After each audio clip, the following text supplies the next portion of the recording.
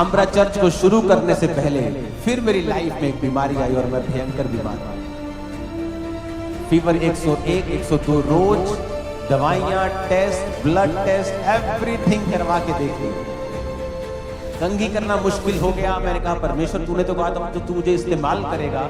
मस्सा होने के बाद, एज ए पास्टर अनॉइंट होने के बाद मैं बीमार हुआ। आपकी लाइफ की जो प्रॉब्लम्स हैं एक्चुअल में वो आपको लॉन्च करने के लिए होती है, नेक्स्ट लेवल। उसमें आपको मस्से में बढ़ना है या कम होना है, या आपके ऊपर है।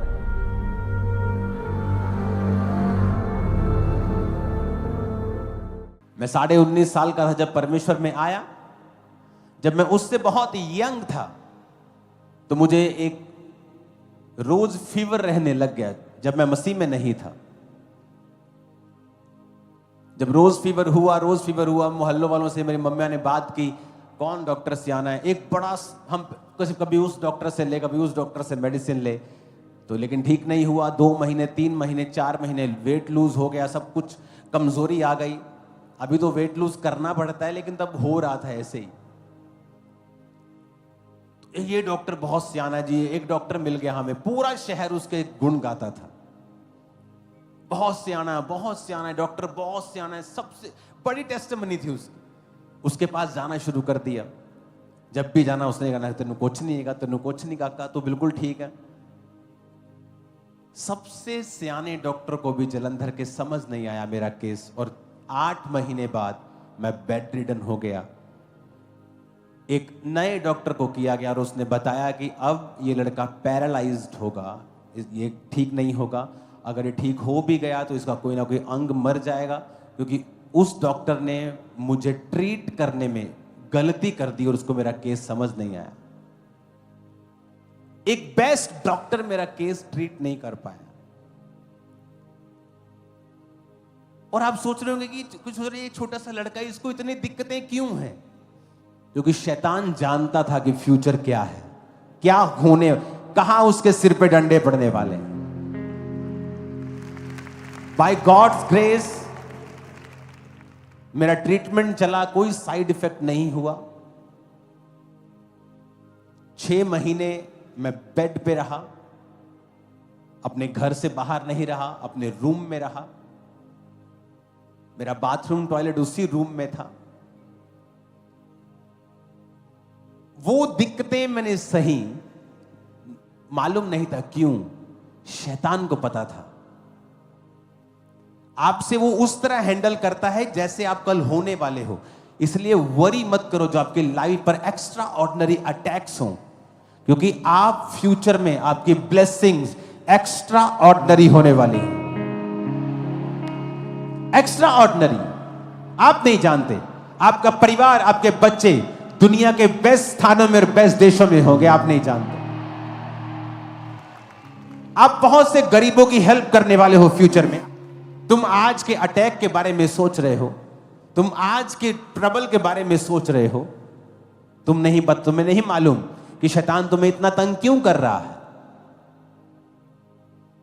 क्योंकि शैतान जानता है कि ये ऑर्डिनरी इंसान नहीं, वो कंप्लीट सब चीजें नहीं जानता, लेकिन उसे लाइट दिखती है। आप अनॉइंटिंग में बढ़ते हैं। इस सेवकाई को शुरू करने से पहले, खामरा चर्च को शुरू करने से पहले फिर मेरी लाइफ में एक बीमारी आई और मैं भयंकर बीमार हुआ। फीवर 101, 102 रोज, दवाइयां, टेस्ट, ब्लड टेस्ट, एवरीथिंग करवा के देख लिया। कंघी करना मुश्किल हो गया। मैंने कहा परमेश्वर तूने तो कहा था तू मुझे इस्तेमाल करेगा। मस्सा होने के बाद, एज ए पास्टर अनॉइंट होने के बाद मैं बीमार हुआ। खामरा चर्च शुरू नहीं हुई थी। मैंने कहा परमेश्वर तूने तो कहा था तू मुझे इस्तेमाल करेगा, मैं तो मर रहा हूं। आर्टिकल पढ़ने बीमारियों के बारे में, किसी दिन पढ़ना आर्टिकल, फलानी बीमारी भैंसों से निकलती है, बुखार ठीक नहीं होता, ये लाइलाज बीमारी, इससे आदमी मर जाता है। रोज मौत को देखना। और आप अगर ज्यादा मेडिसिन खाते हैं, ज्यादा पैरासीटामोल खाते हैं, तो उसके बॉडी पे इफेक्ट होते हैं।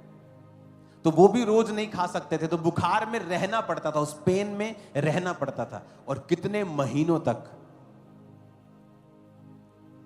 और परमेश्वर में होते हुए, लोगों पे प्रार्थना करते हुए, ले हैंड करते हुए, सेवा करते हुए भी आपकी हालत ऐसी हो जाए। लेकिन उन महीनों के बाद मैं बाइक पे जा रहा था, परमेश्वर ने कहा इस गांव में जा। यहां से मैं निकला, सामने एक बाजरा नाम का गांव है। परमेश्वर ने कहा यहां रुक, यहां पूछ कौन क्रिश्चियन है, और जहां मैं रुका वही क्रिश्चियन थे पूरे गांव में। कोई नहीं जानता, मैं जानता नहीं, उस गांव का नाम नहीं जानता, पता नहीं वहां विश्वासी है कि नहीं। जस्ट बाइक पे गया, इस चर्च के पास इधर एक घर में गया। परमेश्वर ने कहा रुक गली के बाहर, यहां पूछ कौन क्रिश्चियन है। कहते जो लाइट चल रही है वही एकमात्र क्रिश्चियन घर है यहां। वो 2 घरों को मैंने सुसमाचार दिया। एक के घर में बेबी नहीं हो रहा था, उसकी लड़की के वो बेबी हुआ। चर्च स्टार्ट हुई। उस बीमारी के बाद बीमारी कहां चलेगी मालूम भी नहीं हुआ, और कोई मेडिसिन काम नहीं आई। बहुत ट्राई की मैंने, मैं मेडिसिन के खिलाफ नहीं हूं, बट मैं आपको बता रहा हूं कि आपके लाइफ की जो प्रॉब्लम्स हैं एक्चुअल में वो आपको लॉन्च करने के लिए होती है नेक्स्ट लेवल पर। उसमें आपको मस्से में बढ़ना है या कम होना है, यह आपके ऊपर है। अगर आप उस समस्या को, उस प्रॉब्लम को यूज करेंगे अनॉइंटिंग में बढ़ने के लिए, वो आपके लिए बेस्ट टाइम होगा। आप उसमें अपने मस्से को इंक्रीज कर सकते हो, क्योंकि आपके पास, आपको दुनिया के बारे में मालूम हो जाता है कि कोई दुनिया में आपका सगा नहीं, कोई आपको ठीक नहीं कर सकता है। आपकी फैमिली भी 10-15 दिन आपको टॉलरेट करती है, उसके बाद वो भी आपको अजीब अजीब बकवास बातें करनी शुरू करती है। वो समय होता है जब आपको मालूम होता है कि परमेश्वर तू ही मेरा है, और आपको रियलाइज होता है कि आपको पैसों से प्यार नहीं करना है, आपको संसारिक चीजों से प्यार नहीं करना है। मुझे मेरी लाइफ में कोई फैंटेसी नहीं रहेगी, ओ मुझे ये लैम्बोर्गिनी मिले, ओ मुझे रोल्स रॉयस में घूमना है, ओ मुझे बड़ा सा एक घर लेना। मेरी लाइफ में एक ही काम रह गया है कि मुझे परमेश्वर का काम करना है। ना मुझे इंडिया का मौसम पसंद नहीं, हवा पसंद नहीं, पॉल्यूशन कितना है, फिर भी मैं आप ही के बीच में 90% से भी ज्यादा डेज गुजारता हूं। आपको यह बात समझनी है कि परमेश्वर के अभिषेक में बढ़ना आपके लिए मस्ट है, कि आपको बढ़ना ही बढ़ना है। आपके लाइफ की कुछ मुसीबतें अभिषेक आने के बाद ही खत्म होंगी, और उसमें कैसे बढ़ना है, परमेश्वर में बने रह के।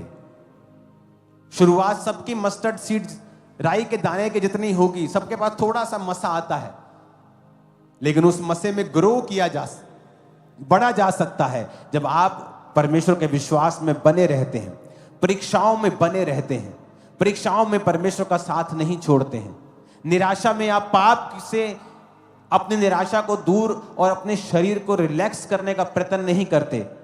उन दिनों में आप और परमेश्वर को खोजते हैं, आप और अपने आप को क्लीन करते हैं, साफ करते हैं, अपने आप को चेक करते हैं, जज करते हैं, अपनी लाइफ को और क्लीन करते जाते हैं। फिर आपको मालूम होता है कि वो मुश्किल जो आपकी लाइफ में आई थी, वो परमेश्वर का एक डिवाइन मकसद था। अगर वो ना आती, आप परमेश्वर को इतना करीब से ना समझ पाते और ना जानते। हालेलुया।